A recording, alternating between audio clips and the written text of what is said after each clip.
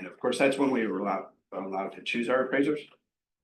So when we chose our appraisers, of course, I chose my partner's husband, and then all of those, I got to just learn the in-depth parts of appraisals and whatnot. So that's kind of my background. And ever since then, every time I see an appraisal, I dissect them. I've done the rebuttals when they come in low. I've won them probably half of the time. The other half, they're just pain in the ass appraisers that are stubborn and just don't want to budge. But I think if you ever rebuttal an appraisal, come to me, I can help with it. I think a lot of it is, if you come and speak to appraiser terms and how they speak, you have a better chance. If you come to them as just a real estate agent saying price per square foot or certain things like that, you're gonna lose them. There's no chance at it. They just know you're just an appraiser, or I'm sorry, a realtor just trying to get the price up. You got to come at them with something good. So that's why I say, come to me if you need help. Does anybody have, and Brandon, you've got some ideas here. Does anybody have a property right now that you're unsure of, maybe a listing appointment? We can use it for an example of how I do it. You got one? Is it somewhat local though?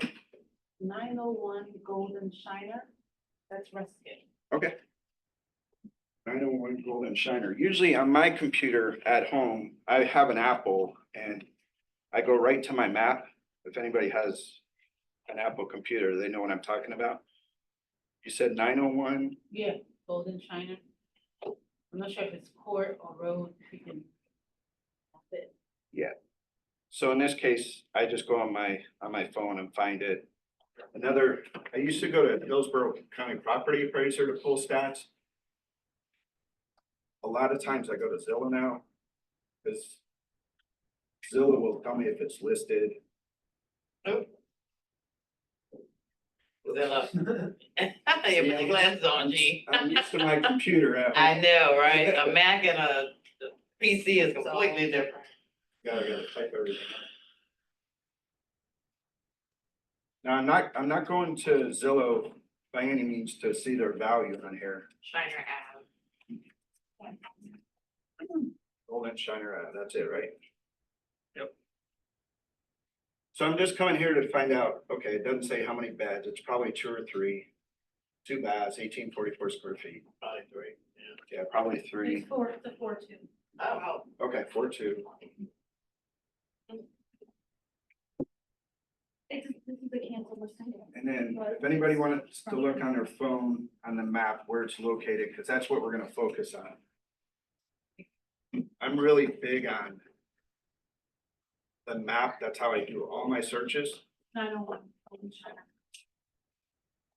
I just question. So what do you use whenever you're doing your CMA? You do active, pending, and sold, and not just sold? Will an appraiser use just sold properties, or do they take a combination of all three? Or They're gonna look at all three, because especially with some markets that have declined a little bit. Because if you're trying to shoot for, let's say, a 350 ask price, but the neighbor down the street is 3 1/4, he can't appraise that home for 350 when you can buy another home for 3 1/4. In theory, right? Even if you got comp supporting 350, how is it worth 350 if you can buy another property at 3 1/4? okay, So I want to know what's active. I don't want, plus we're talking about CMA here too, where, you know, you want to know what your competition is. You also want to know what your pendings are. How long did it take to go to contract and whatnot? So one of the important things on appraisals, which we'll go over a little bit in the comps and the packets that you have, is you've got a net gross adjustment and a gross adjustment and a net adjustment. On the adjustment pages, which you have several copies of. And so you can't be more on the GLA, that's your, trying to think, sorry, square footage, you can't be really more than 20%. And some appraisers will say 15%. So this home is like 1844 square feet. So we can't be using any comps that are 2,500, 2,800. So a lot of times to narrow the sales down, I'll just put in 1844 in my head. I'll subtract 350 and add 350. Does that make sense? So I'll go 1,500.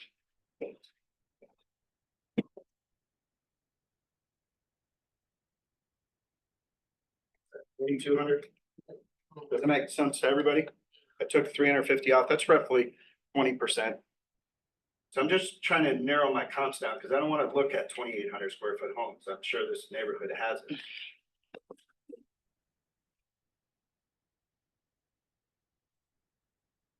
And then I'm sorry, you click map after that. I clicked map, because that's how I do all mine. And I scroll right into Golden Shiner. I'm gonna try and find my subject property first. Looks like it's this corner one. 901 Golden Shiner, that's the subject property, right? Yeah. Okay. So does everybody know on MLS, when you click on a property like that, you get some good info right away? I mean, you can click on a listing and get more into that, but also lot sizes. Lot sizes come into play in places like Mirror Bay, where you get 50-foot lots, 60-foot wide lots, 70-foot, 80 feet, 100 feet. It's good to know you can get those quick lot dimensions.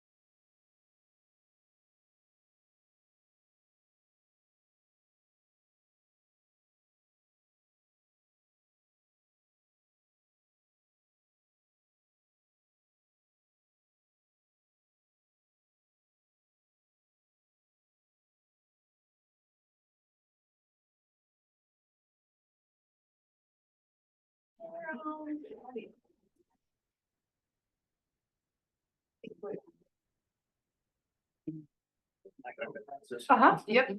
Oops, sorry about that. Here. It's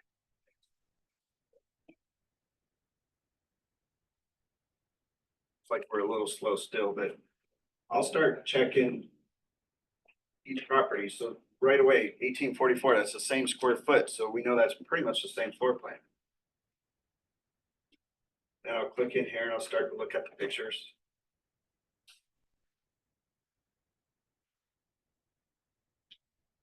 And I go through quick, right? It's just trying to get an idea of what the condition is.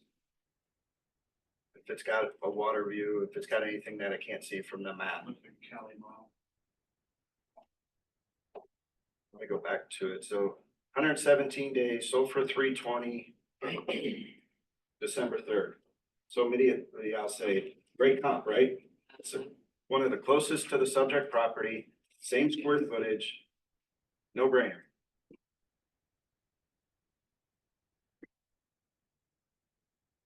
This one's pretty much the same thing. Now it's sold for 355. It's a big difference, right?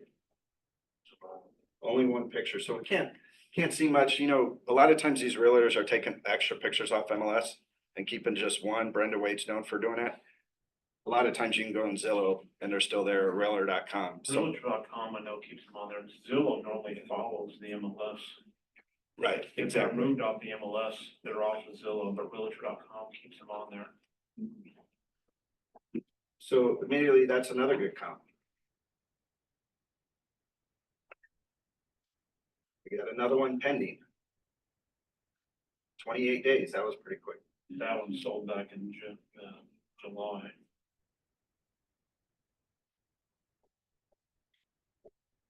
Looks like this one went pending January 5th.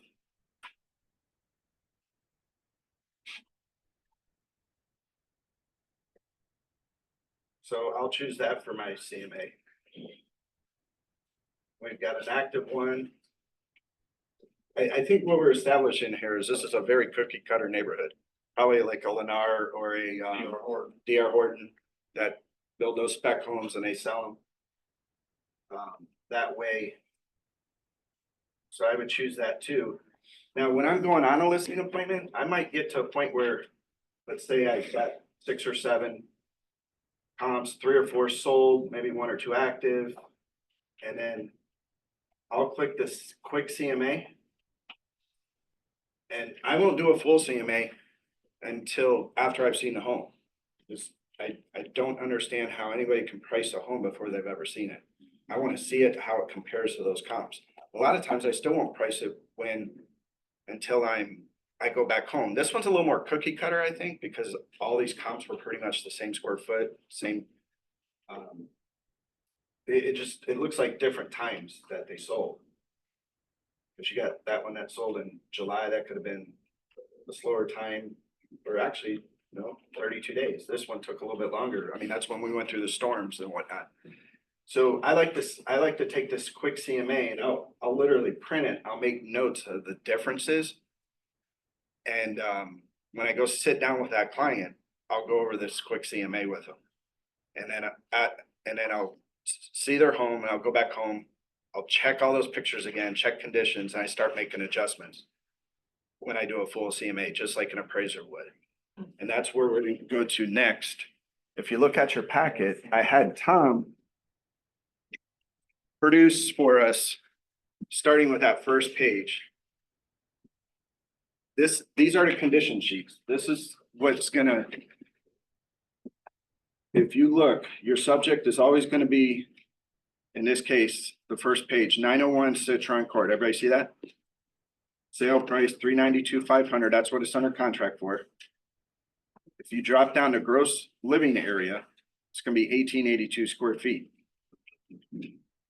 Go to the right, your comp number 1, 2177 square feet. So what that appraiser did is he adjusted for the differences. And the reason why I had Tom print these out is because this is the hardest thing for us agents to do is, what do we adjust for differences?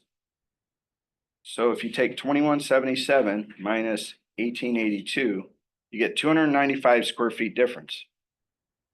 And it looks like he adjusted about $90 a square foot. $90 a square foot.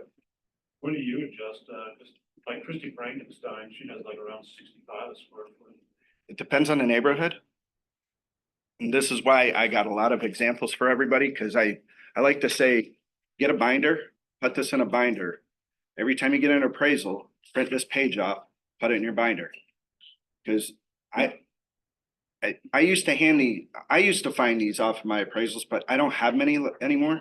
And the ones I do are like 5 years old. So they were adjusting for $60, $70 a square foot back then, where this appraiser adjusted $90 a square foot. So you can go through these 10 different ones and find out what the average they're doing. And this is to help you. And then go to your mortgage broker, go to whoever you're using and keep printing these out, because this will help you make adjustments. If there's certain ones that you just can't find on here, like I use, for example, if you've got a 3-car garage, but all your comps have a 2-car garage, and you don't have any of these sheets to reflect on what do they charge, a lot of times you can go to a builder and say, what are you charging to add that 3rd-car garage, when they have the option to? And they'll say 15 grand. Well, then I might just adjust 10 or 12,000. Not quite what the builder charges, but close. So remember, appraisals are a matter of opinion. So there's no right or wrong, but you want to be within what an appraiser is gonna do. A lot of times I'll be present when the appraiser comes, And if I don't know a question, I like to always bounce it off them. And one of them is, what would you adjust for a 3-car garage? I got another deal over here, and just pick their brain. They'll help you. They actually want to help you most of the time. Some of them are very much introverts, so they don't want to talk, but if you speak their language a little bit, they're willing to help. And a lot of them are really, really good people. They're just, honestly, they're just used to dealing with realtors that don't know value very well. And that's why I think they're introverts, is they don't want to talk to you. But if you kind of, that's why I say if you kind of speak their language, or not specific to that property they're appraising, they're willing to help. I've experienced it quite a bit.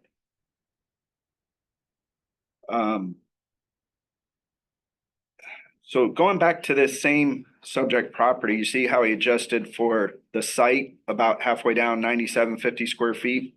What page are you on, G? I'm still on the, oh, I'm sorry. I flipped one by accident. The condition, okay, so this is an important one. You see the condition, it's on the, we're on the 901 Citron Court again.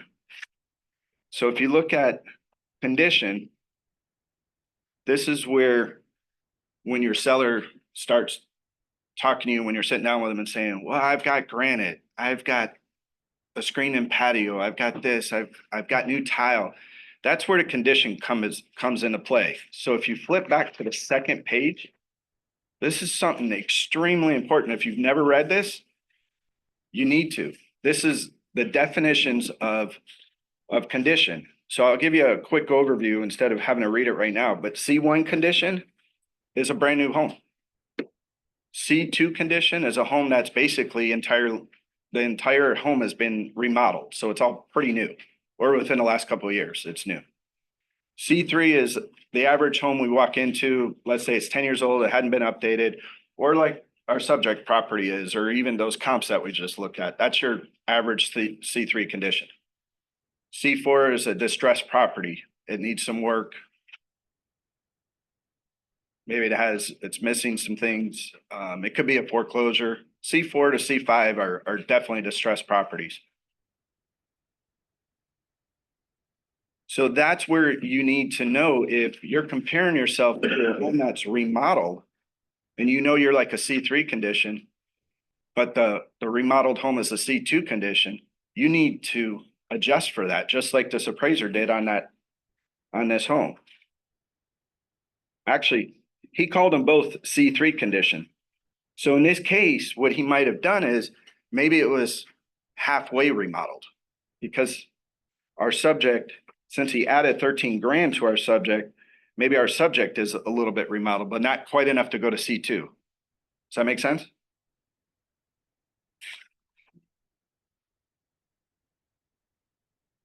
Where did you see added the 13? Just to the right of it. See, Oh, okay. the plus is he's adding 13 grand to our subject. Yeah, okay. So our subject definitely has something that these two comps did not. Now, keep in mind, you can go on MLS and research all these comps on this one subject and these sold comparables.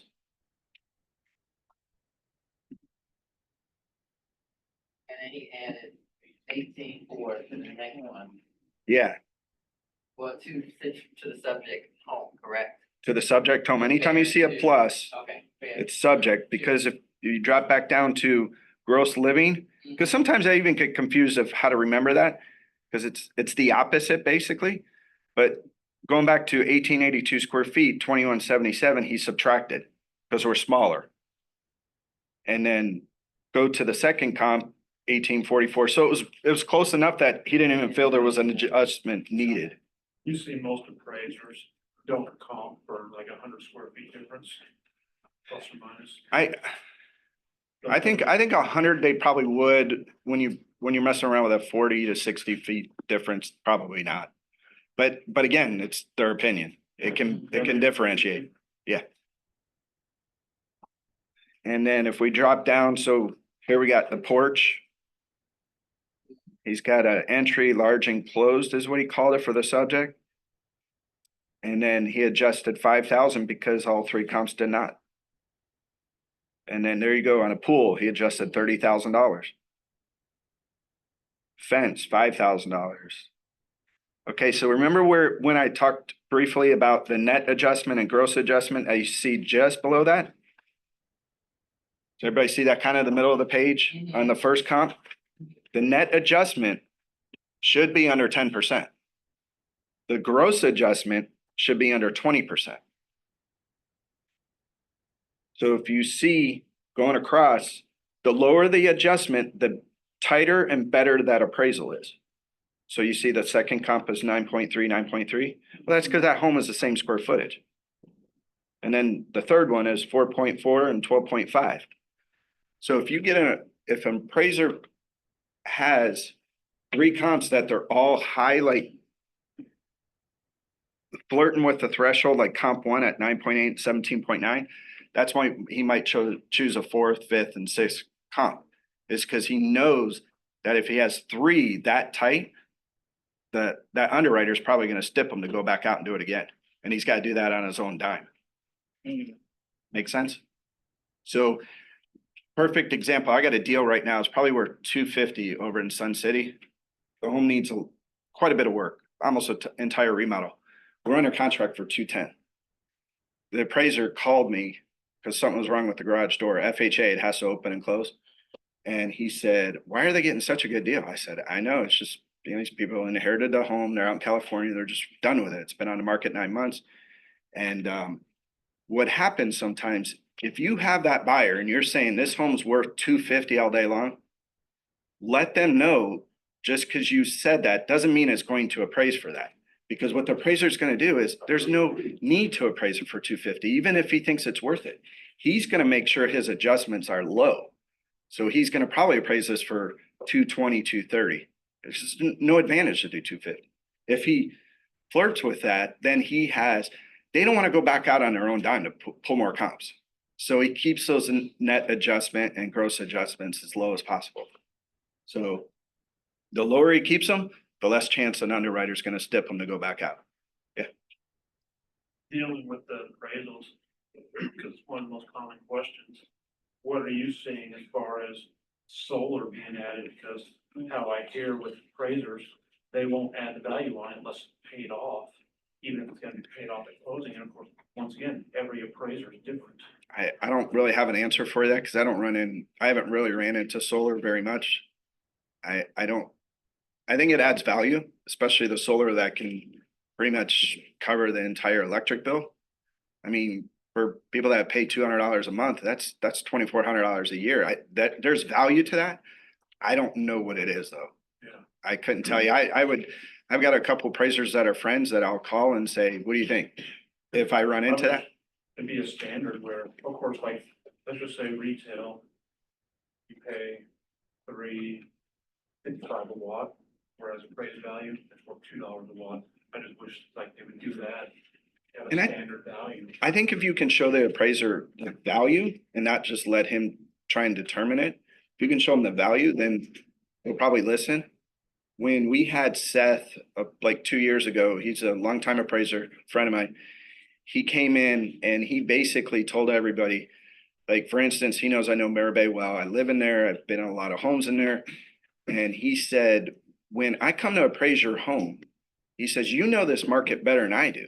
He goes, I know the appraisal side of it. He goes, "But tell me the homes you've been in." He goes, "Because I can't go in those sold comps.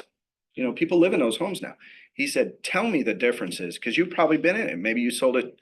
You showed some buyers. Maybe you toured it." He goes, "So if there's something wrong with it, let me know." He goes, "The more info you give me, the better I can do on the appraisal." And what he's doing is he's saying he's open-minded for you to help him and help him get to the value you need to get to for your seller.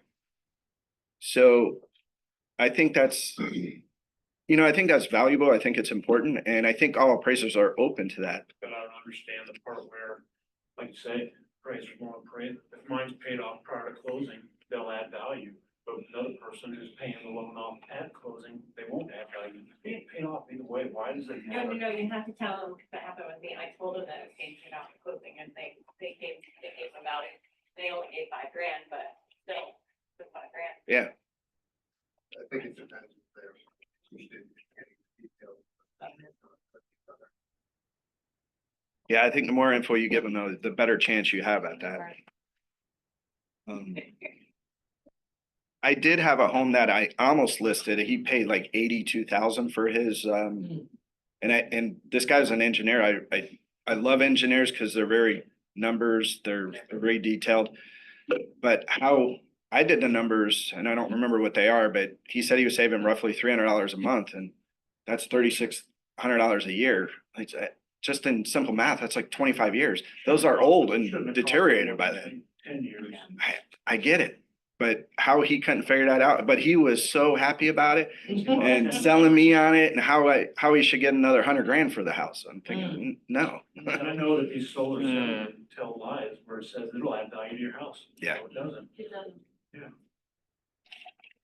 They're I've not seen- too- I've seen people pay 50, 60,000 for a system, and it's like, I just bought 27 panels, and it cost me 34,000. Like, Yeah. and they got less than me, and they paid 50,000. Yeah, you didn't do your research with the company you bought it from. For sure. The subject property we're working with, Yes. 901 Golden China, that's the case. We have this solar on there. And, this is the first time we've dealt with that. So, I mean, you said you're gonna deal with that, right? Well, I just haven't experienced it. The only one was the one I told you that I did not list. We ended up getting him a reverse mortgage and he could stay in there and die in a home, which is what his wife wanted. So we didn't downsize for them. Cause he was ready to retire. He's like 75 and he's just like burnt out and working. And, yeah. Well, I mean, he's a $350 an hour guy too. So he makes good money. It's just, he was ready to retire, but just carrying his house is costing him $4 grand a month. Oh, yeah. You know, his mortgage and everything, cause his wife spends a lot and 75, he still doesn't have his house paid off. Oh, my. But he had good equity that we were able to get him a reverse mortgage and at their age, they're good. And so. Yeah. I mean, we could go over all these all day long, but really I would rather just give everybody homework to just dissect these. Go in MLS, just spend time, but really understand your condition. Also, if you look under condition, back to that second page, I know I'm kind of jumping around a little bit. Quality ratings and definitions, that's your Q1, Q2, Q3. I like to simplify it and say Q1 is your it's usually multi-million-dollar homes now. Like a John Cannon, that's if everybody knows John Cannon, a custom builder. I always say custom builders don't say no to you. They'll do anything you want. They just still charge you.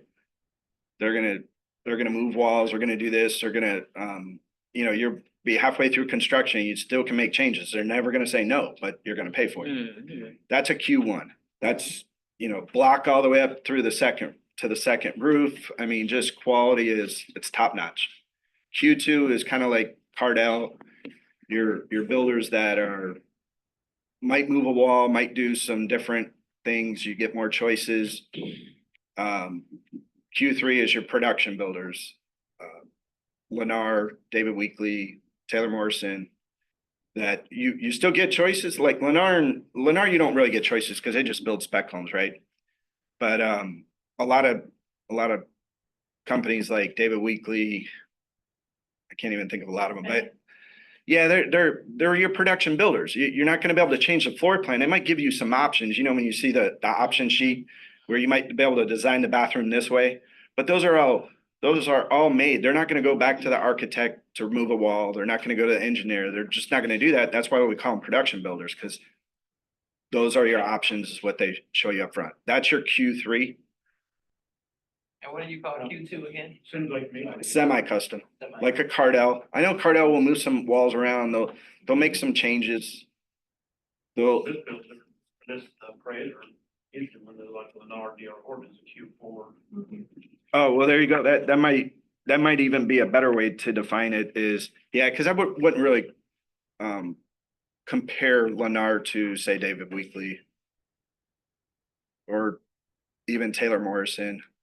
Because those production builders, you still get to go in and make all your choices on flooring and granite and cabinets. So yeah, I wouldn't compare them to Lennar. So good point. That's probably your Q4. What part of this appraisal is that Q information QR, because I see secret, I see that one. You see 2 lines above? Quality of construction. Yeah, those are 2 important things, especially when you get into a very versatile community like Mirror Bay, because you've got production builders in there, you've got semi-custom, and you got custom. So you got all 3. And you got to know what you're comparing to. And going back to lot size, I always say too, you can't compare a 60-foot wide lot to a 80-foot wide lot, because your 80-foot wide lot it's wider. You're going to usually get more single story homes. Whereas on your 60-foot wide lot, to get the 2,800 square feet, you gotta be a 2-story. So to me, I use the analogy for anybody that understands like cars, like a 3 series for BMW. Like you got your 3 series, you got your 5 series, you got your 7 series. 3 series, I say, is like a 60-foot wide lot. 5 series is a 70-foot wide lot. 8 series is a 80-foot wide lot. So why would you compare a 3 series to a 7 series? Right. Like you're going to trade your 7 series in and the guy's like, well, I got that same car over there. Well, no, that's not the same car. That's a 3 series. Like I paid 128 grand new and that was 60 grand new. Does that make sense? I mean, just, you got to compare apples to apples. And that, going back, that's a big reason why I go to the map first.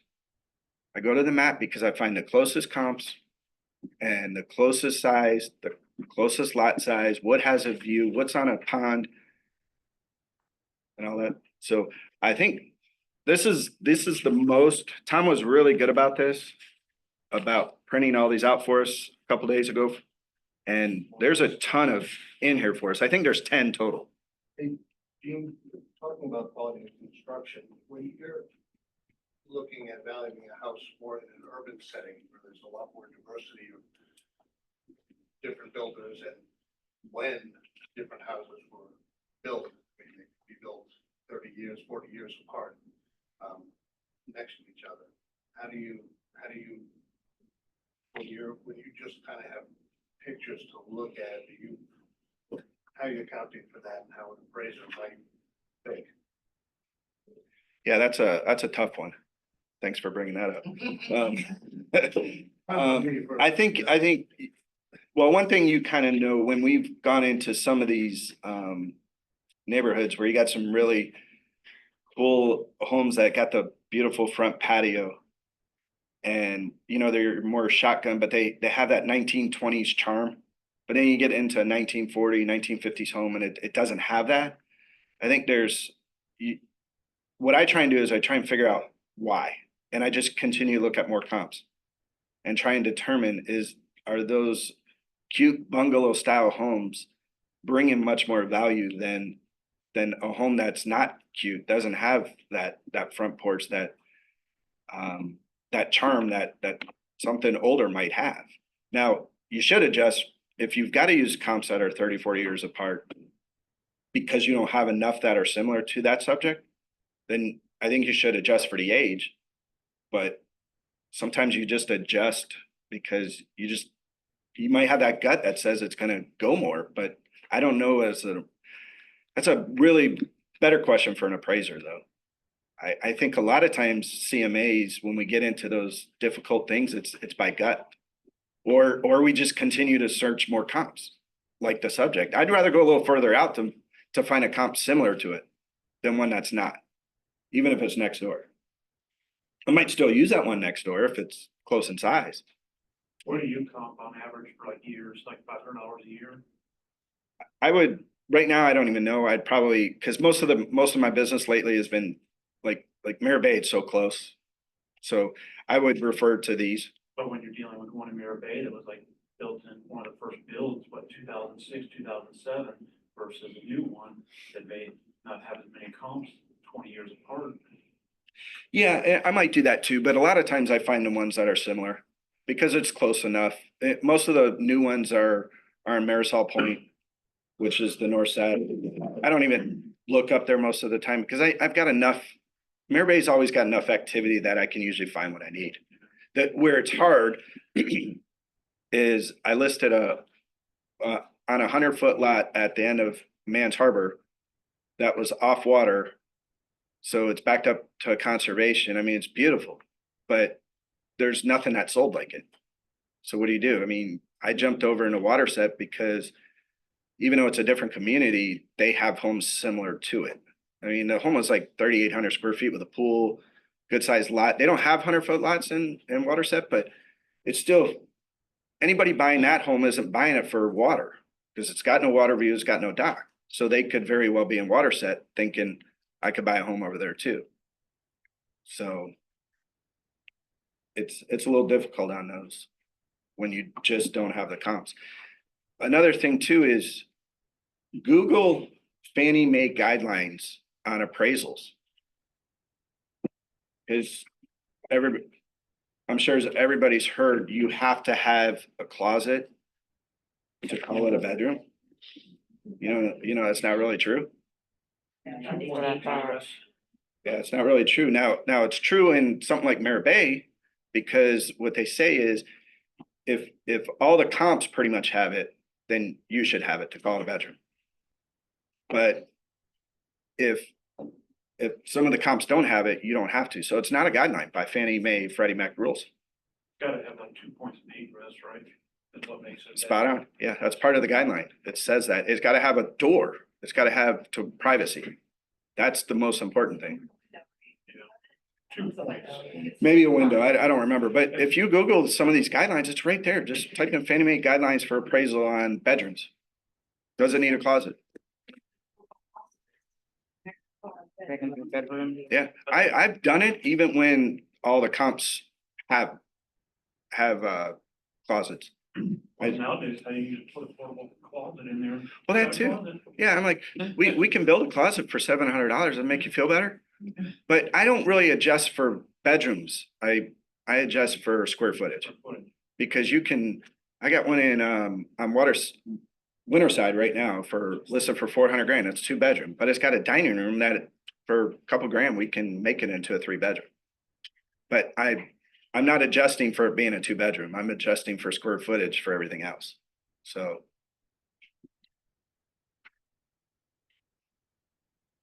Any other questions? What is the grade? The addition and above grade, 7. Above grade. I don't know what above grade means. Because it's got like room.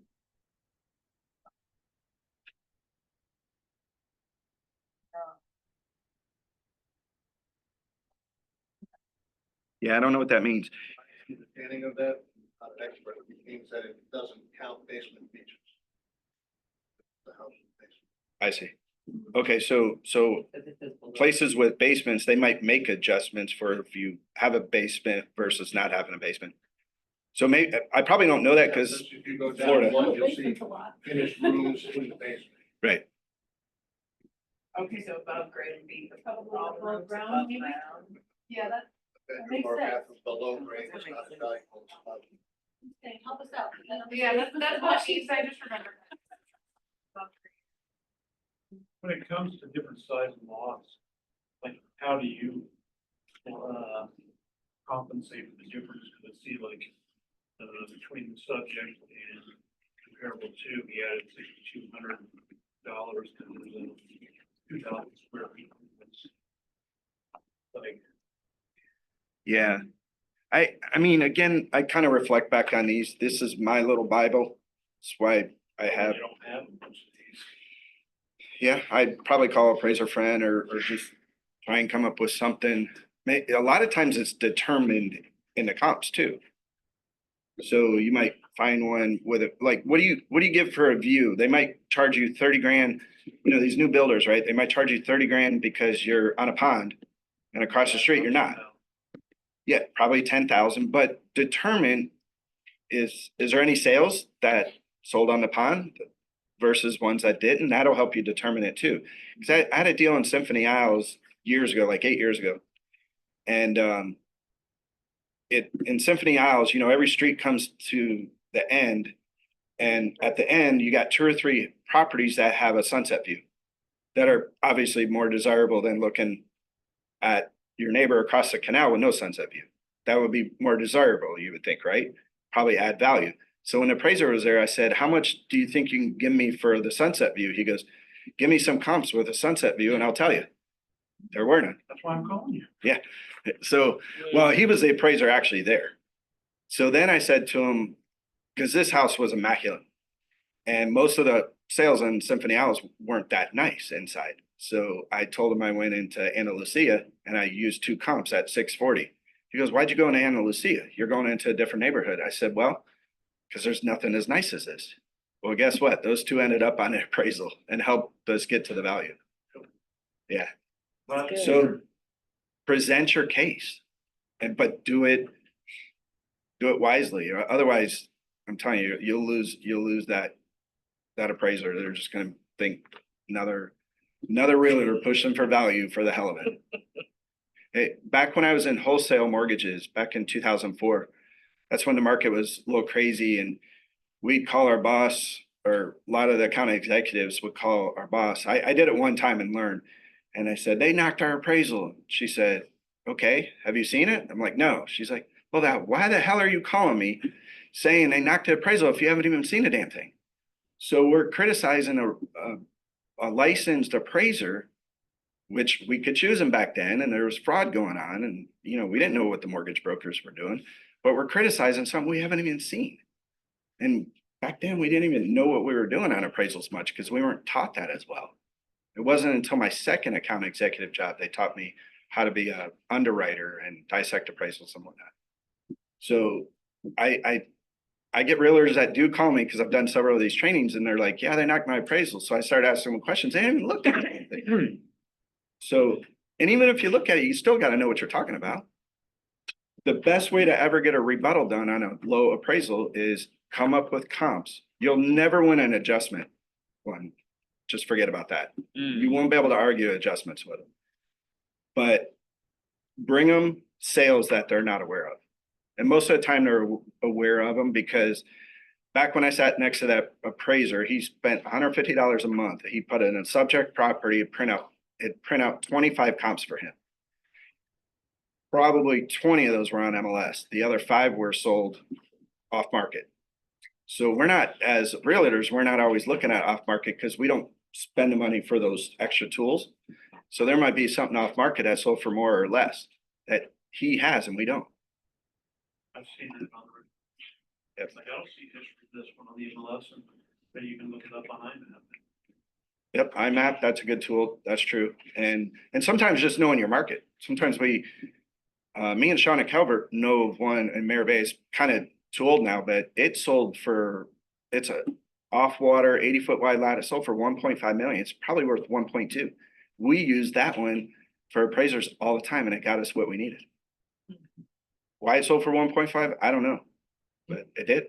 So the appraiser is gonna go back, what, up to, they like to go 90 days back, and what mile radius or? Oh, so I started to say that and got derailed. So when you get into unique properties like 5 acres, more rural type, very unique, I think you can go 30, 40, 50 miles.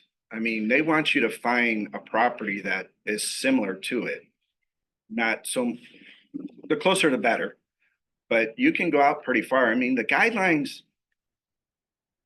are somewhat specific, but the more unique the property, the less they are.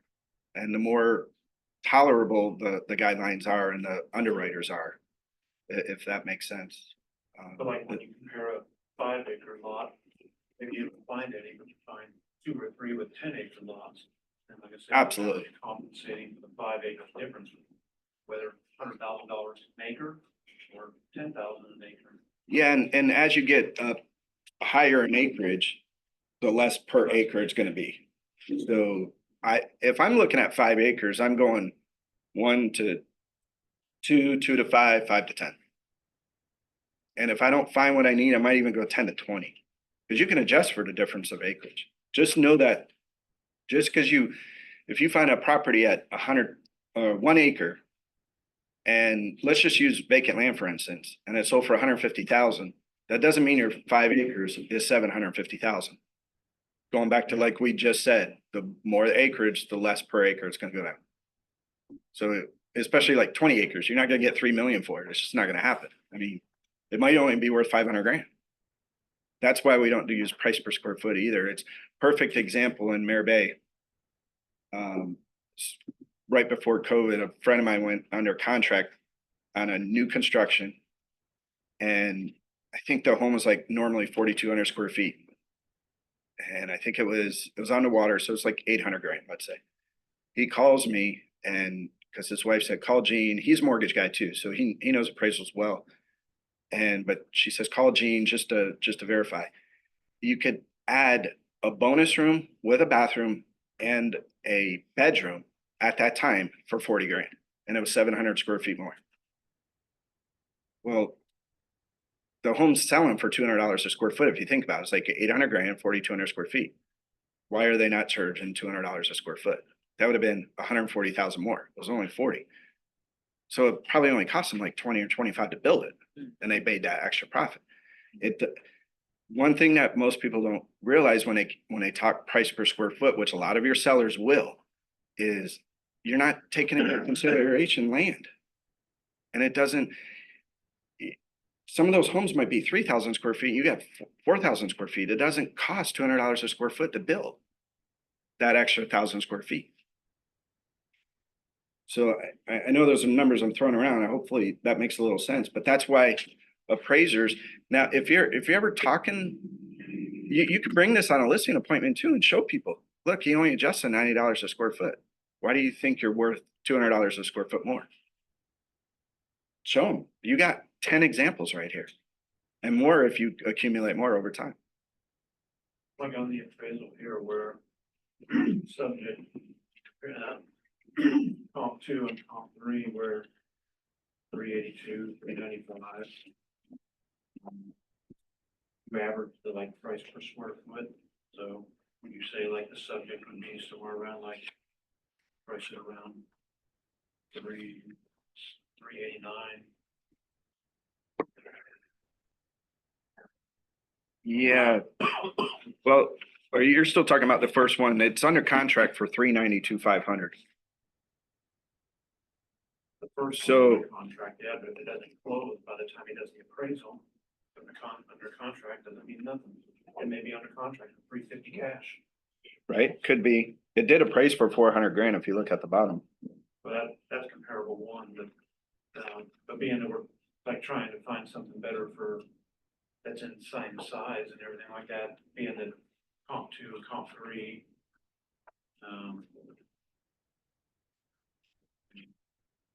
Oh, if you flip to the next page, he's got 3 more comps. Yeah, 3.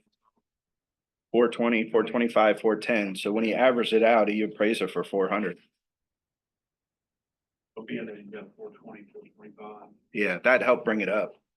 If he only had those 3 comps, it probably wouldn't have come as close.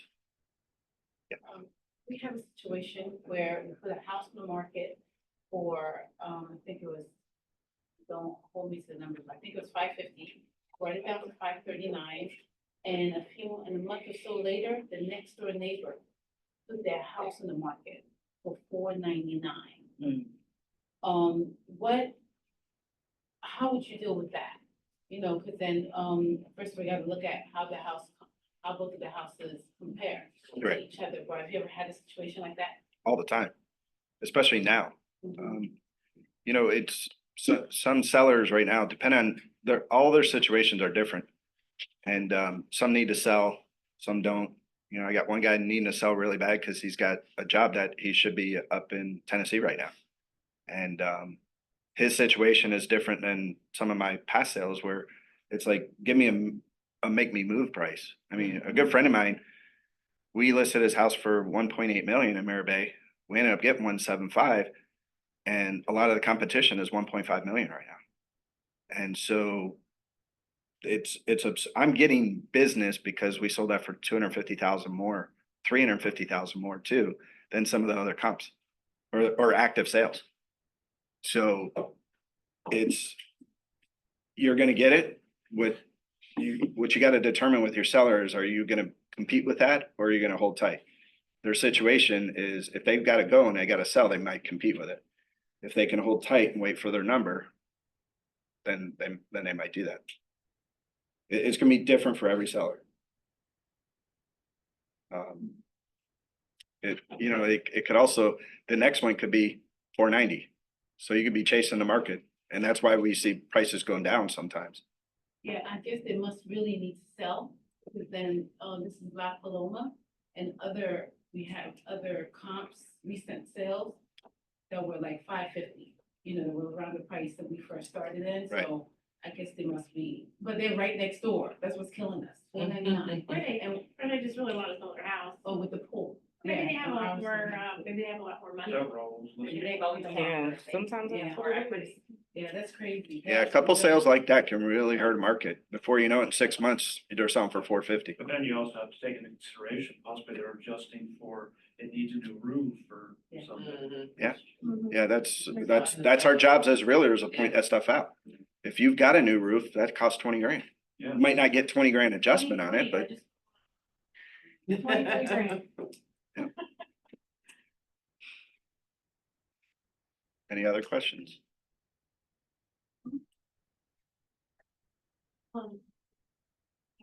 My phone number's on the front. If anybody needs me for anything, I say call. Text is really good. If you got questions or want to just bounce something off me, I mean, I'm willing to help. I'm not an appraiser. I don't have all the answers, but between mortgages and real estate, I have about 1,500 deals behind me, so it's I'll do what I can to help you. Just want to clarify something. Amber can get you a One copy. thing that you said- Amber can get you a I'll make it Yeah, happen. but if a house was not listed on MLS and it sells off market, that won't show up on your sales count? Not how I was doing it on MLS. If we did it on the MLS. So someone would have to subscribe to or pay to a different. You can put it on the county. When I'm at, and everything, you have to filter and everything, you can do sold by, sold from January 1st through March 30th.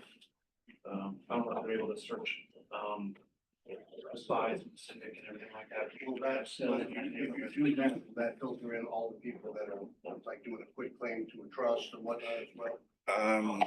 Possibly. You can do it on the, MLS, you can click on the, and it'll show you like Franklin County, and show you all. There are some free tools I know. IMAP is something that we get through our MLS. Oh, public record. In public records, there's, Yeah. I think when I referenced the appraiser paid $150 a month is because it's all about speed. He was doing 3 appraisals a day back then. So, he was looking for those 25 comps within seconds, and then he found his ones that he liked the most. But there are some free tools out there. I don't really know, because if I get what I need off MLS, I don't worry about it too much. Usually, another good thing that I like to do too is I like to find between 6 and 8 comps. If you have that many. And the reason why I like that, let's say I find 7, I'll take out the lowest one and the highest one. Because a lot of times you've got somebody that needed a fire sale. And then you got somebody that on the high end, like that home was just so perfect, sold so fast, somebody overpaid. So take the in-between ones, and that's gonna help your average better.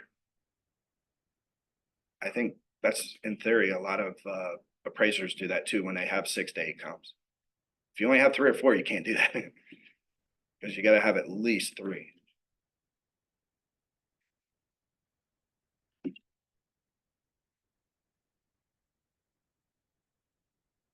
Anything else? So what would you price my subject property for? Let's see, Yeah, I had comps I come up with, I'm thinking. I've got 1 active, 1 pending, 3 sold. Well, there's being that 1 is active for 335 and just assuming the condition is the same. I would say 339 and around 340 or something. What is it listed for now?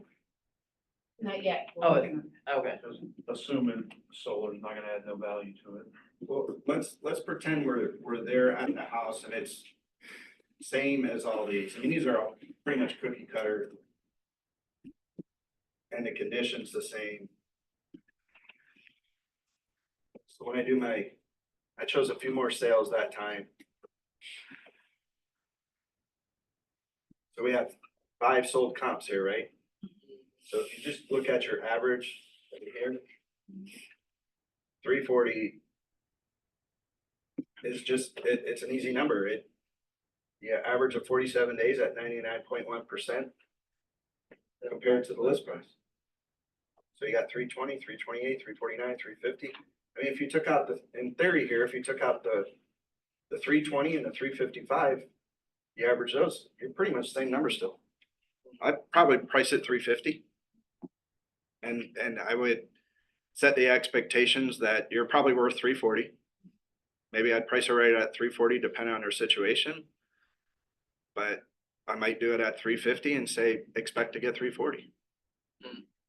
What's your opinion on, because I hear everything different and everything, like you're gonna price it at 340, put it at 399, 999. Yeah. And 'cause Anything under 500,000-600,000, I'm a huge fan of even numbers. And I'm a huge fan of that because if you price at 350 and people that are going in Zillow and these third-party sites, 325 to 350. yeah, 350 to they're using 325. even numbers. Yeah. So if they went 350 to 450, they don't see it because you're 349.9. So it opens up a few more, and make sure you tell your sellers that too, because your competition going in trying to get that listing aren't saying that. And if they're hearing you, which a lot of times they don't, if they're hearing you and understanding, that might set you apart right there. From the competition. Up at 347, I would say price it at 350 for marketing reasons. Absolutely. All day long. If it was 337, I don't know if I'd go that high. Yeah, and the thing too is, I would probably do 350 just for that reason, but I think you'd probably just get more showings for not many, but 350 to 450, that example. But the thing is, you're not gonna miss any showings. But keep in mind, most buyers and realtors don't do CMAs on 7 properties that they're going to show tomorrow. We're just not pulling up value. So you're not gonna lose. Now, if it's 400, you're probably not gonna get many showings. But a $10,000 overpriced listing, no. And I don't even know if that would be overpriced because we got a couple comps supporting that. So you'd probably get that thing to comp out at 350. Yeah, list price and value, would you say, Michael, is 2 different numbers? Yeah, we do, me and Michael do a lot of deals together. That's been very different over time, right? Especially in that crazy market a couple of years ago. Final question, that, the property that's 539, and then with the next door neighbor at 499, what would the appraiser do? Well, I think that's a loaded question because what's different about the 2 properties? Ours Trying to determine that. is more, ours is more modern and, yes, there's a lot of differences that we've noticed that makes ours, priced correctly. And theirs is, they have work to do on there, so I guess they've subtracted that from what they're asking for. Yeah, so if you have a conversation so the with, appraiser Yeah. would consider all that. yeah, especially if we go back to that condition. Could yours be a C2 condition? Or are both C3, but a little difference is that he might adjust difference. And that might go into play a little bit better for you. And those adjustments, keep in mind, he adjusted like 13 grand and 8 grand or whatever. As you get up higher in value of homes, those are gonna increase, those adjustments, or decrease, one of the 2, right? Could you guys all go to that QR code and just fill out a little survey on this class for Gene? And we really appreciate having him come in today and teach us all of his amazing knowledge. Thank you, Yes. Gene. You're welcome. We love this. Good stuff. I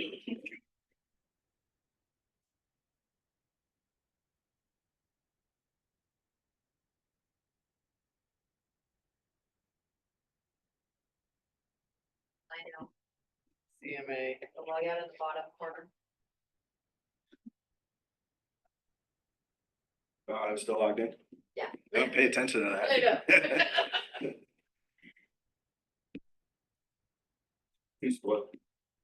On one of these, I was noticing it's a big one, like a 1.2 million. They've adjusted their adjustments like 30%. Which page? With higher price homes, they have to do that. Which page?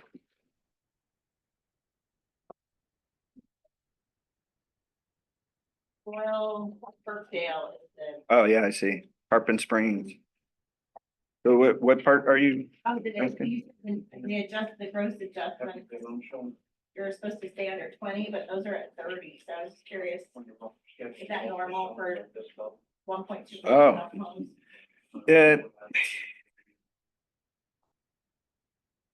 Yeah, they are a little bit above, right? If they're above 20%, they've got to establish why. If you see the fourth comp, it's below 10%. Okay. So yeah, that's not something you'll see very often, but it could very well be the higher dollar homes and bigger adjustments. I think where this comes into play is the net adjustment is the most important, which they're pretty high on comp 2 and 3. I agree. We're having to give like $100,000 adjustment to.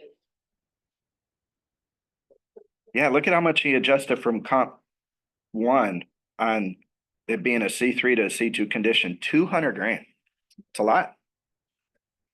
Largest house in the neighborhood. Could be. Could be, yeah. It's And so you can usually get these pages from your appraisers, no, you get them from mortgage people oh, or your past deals. and they'll let you have them? Well, Tom printed these up. I asked him, he said, no problem. Are these all your past deals? No, these are all Tom's past deals. I don't ask for appraisals much anymore. Seems like a lot of my buyers, I just don't get them unless you ask for them. So I knew it would have been a struggle or you'd get 5-year-old comp or deals, and I didn't want to do that. So I just asked Tom, he said, no problem, easy. So. Yeah, I think that this class like 3 or 4 years ago, and one of the things you talked about was if you don't mind sharing with the new people, when you go to meet an appraiser, Yeah. what you do and say. Well, I talked about that a little bit. Again, you gotta know their language so to hit on that a little bit is, again, I'll tell you what don't you do is don't say price per square foot. Don't say at the end, so are we gonna get our price? Are we gonna get our value? They don't know. They're there to see the subject home, measure it, get pictures, make sure it's passing all the guidelines, like I was referring to that Sun City one. The garage door the garage door had to open and close. Well, it got stuck, it wouldn't close. So when he called me, he was trying to figure out what to do. And I said, well, my roofer's on the way, he'll fix it. He goes, okay, no problem. He goes, but just know it's gotta close. So if you take a video and send it to me, I'll accept that. So I don't show up on all my appraisal. I'm not gonna show up on that appraisal because it's vacant. And I know it was 40 grand underpriced or undervalued. So, so I think it's just, The ones that you really need to appraise those. yeah, the ones you really need to appraise, that's where you really gotta bring that info to support. And then, so that training I did was more like how to speak to an appraiser is what we called it. And, You said you bring them a bottle of water. Remember that? no, I don't know if I said that. Maybe somebody else did. Are you sure about water? It's not a bad idea. I stood up and gave my appraiser a bottle of water. Bill. Yeah, I think one time I was pushing the envelope on one of them, probably by about 30 grand, which doesn't sound like a lot, but $500,000 home and I had no comps above 500, we're at 529. And so I was just trying to kind of shoot the shit with them a little bit. And I said, they didn't redo the entire house, but they did the flooring on the first floor and the kitchen. And so I said, do you think this is a C2 or you think it's a C3? He goes, well, you're kind of in that in between. Mm. He goes, so I'll make adjustments for anything that's just straight up C3 with no remodeling done. So I think when you just kind of, not to hammer them, but just have dialogue. They like it, yeah. I think even before that, to open a conversation, I said, can I bounce something off you? I got a deal down the street and I got this going on. Like one's got a half bath, or you can make something up. Mhm. Open dialogue like you know what you're talking about. But just don't come across like that, You know that all the agent things. that you know more than that. For one, that'll never fly. They'll ignore you at that point. A lot of these appraisers nowadays, they have to have bachelor's degrees. They go through really in-depth trainings. They have continuing ed. I mean, and a lot of them have 1,000, 2,000 appraisals under their belt. You're never gonna win those battles. Which anything you're ever gonna win with them is just the knowledge they don't have, or it's not at their fingertips. Like the comp down the street, you could say, hey, that was a distress sale. That thing was garbage inside. And you make all the notes and hand it to them. And because again, they can't go in that home. Mhm. So I always say just be smart about it. Don't think like the average beginning realtor, just shooting from the hip, just trying to get your number. Bring good data, good Can you do a knowledge to them. class on talking under appraisers? I'll do one, yeah. I mean, I hit on it a little bit there, but still, Yeah, you it's, did, yeah. I think it's different every time too. Every scenario is different. Role playing, you could be the. Yeah. appraiser. Yeah. You Yeah. can pretend you're the. appraiser. I'm happy to do that. I mean, the role play is always good, right? Yeah, I love Especially role-playing. because all the questions are always different. Right. Personalities are different. Yep. Awesome. Yeah, Mandy, why don't we do that in like, I don't know, a couple months? Cheryl's doing role playing classes, so I think that would be fun. Oh, yeah, that's cool. Mhm. Show up with glasses and a hat. As the appraiser. For appraiser. I'm even happy to do role play, even one-on-one or just a couple people on, I'll be the seller and I'll throw some shit at you that's like, Oh,